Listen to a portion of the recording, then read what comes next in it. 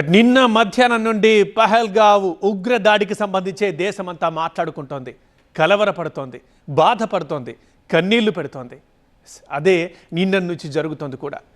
ఇలా జరుగుతుందని అసలు ఊహించలేదు. అసలు ఇలా జరుగుతుందా? ఎంతమంది తల్లిదండ్రులు, ఎంతమంది పిల్లలు, ఎన్ని కుటుంబాలు బాధపడుతున్నాయని దేశం మొత్తం బాధపడుతోంది.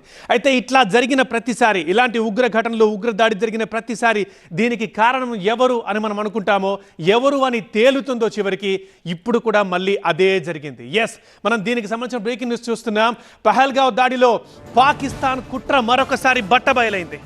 కాల్పులు జరిపిన మూకలో పాకిస్తాన్ ఆర్మీ రిటైర్డ్ జవాన్ ఆసిఫ్ ఉన్నట్లుగా గుర్తించారు. మనం టీవీ స్క్రీన్ మీద ఎక్స్క్లూజివ్గా చూస్తున్నాం. కాల్పులు ఎవరైతే జరిపారో వారే ఈ దుండగులు నలుగురు. ఆ నలుగురిని మనం చూస్తున్నాం. ఈ ఉగ్రవాదులే నిన్న విచక్షణారహితంగా, కనీసం దయ కూడా లేకుండా అంతమందిని చంపేశారు. అయితే ఈ నలుగురిలో ఇప్పుడు మనం పాయింట్అవుట్ చేసి చూపిస్తున్నారు. తన పేరు ఆసిఫ్, పాక్ ఆర్మీ రిటైర్డ్ జవాన్. తను పాకిస్తాన్ ఆర్మీలో పనిచేశాడు, రిటైర్ అయ్యాడు. పేరు ఆసిఫ్. ఎస్, ప్రతిసారి భారతదేశంలో ఉగ్రదాడి జరిగిన ప్రతిసారి రిజల్ట్ ఏమైతే వస్తుందో, ఎవరైతే దీని వెనక ఉన్నారో అదే మళ్ళీ వచ్చింది, వారే మళ్ళీ చేశారని ఆ కుట్ర బట్టబయలైంది. పహల్గావ్ ఉగ్రదాడి తర్వాత కీలక ఆధారాలు బయటకు వస్తున్నాయి. నరమేధానికి నలుగురు ఉగ్రవాదులు పాల్పడ్డట్టుగా తెలుస్తోంది. ఆ నలుగురి ఫోటో మీరు టీవీ స్క్రీన్ మీద చూస్తున్నారు. ఉగ్రవాదుల్లో ఎవరైతే పాకిస్తాన్ ఆర్మీలో పనిచేశారో మనం చూస్తున్నాం ఇప్పుడు.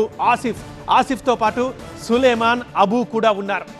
ఉగ్రవాదుల భాష, మాండలికం వివరాల్ని, వారు ఏమైతే మాట్లాడారో, ఎలాగైతే బెదిరించారో, వారు ఏ యాసలో, ఏ భాషలో, ఏ మాండలికంలో మాట్లాడారు, ఆ వివరాల్ని ప్రత్యక్ష సాక్షుల నుంచి సేకరించింది ఎన్ఐఏ బృందం. టెర్రరిస్టులు పష్తూన్ భాషలో మాట్లాడినట్టుగా గుర్తించింది. పాకిస్తాన్లోని ఉగ్రవాదులతో టచ్లో ఉన్నారు ఈ నలుగురు.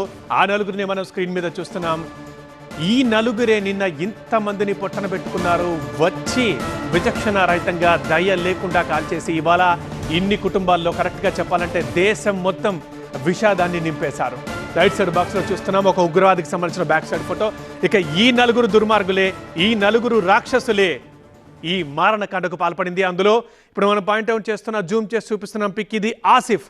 ఈ ఆసిఫ్ పాకిస్తాన్ ఆర్మీలో పనిచేశాడు, రిటైర్ అయ్యారు. దీంతో వెరీ క్లియర్, ఈ కుట్ర వెనక, ఈ దాడి వెనక, ఈ మారణ హోం వెనక పాకిస్తాన్ ఉన్నట్టుగా క్లియర్ అయిపోతుంది మనకు. నిన్న నుంచి దేశమంతా బాధపడుతోంది. ఇంతమందిని పొట్టన పెట్టుకున్నారు, ఇన్ని కుటుంబాలు బాధపడుతున్నాయి.